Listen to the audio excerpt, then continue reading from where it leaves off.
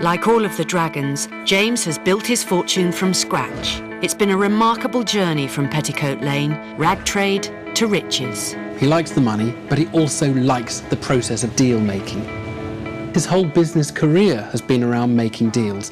His recruitment consultancy, the business that really got him to where he is today, is a deal-making business. It's about placing someone, negotiating for them, picking somebody, and he's extremely good at it as well. I think, we are very good always talking the economy down. I think as an entrepreneur, I'm not an analyst, and I think half of the recession is about sentiment.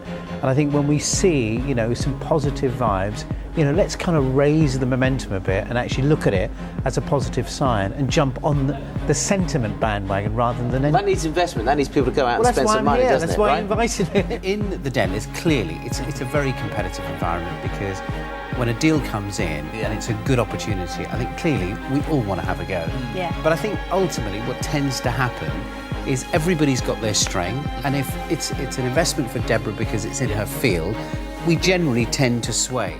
On tonight's programme, I want to find out what can be done about the biggest unemployment problem in decades. How important is team building? Firstly, the person who runs this country has to be a leader, but we have to remember the leader doesn't implement his decisions. It's about teamwork, because if you don't have the people around you to execute and deliver your vision and your strategy, you will fail. Left home with £30.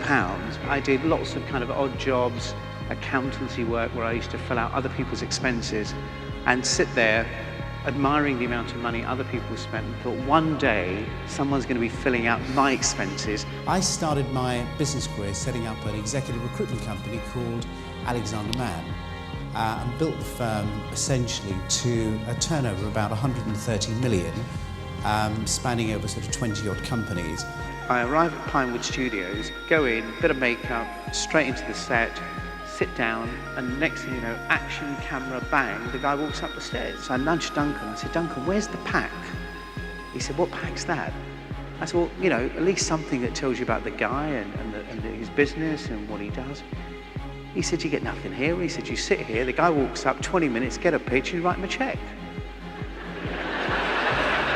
It is people who breathe life into a business and success.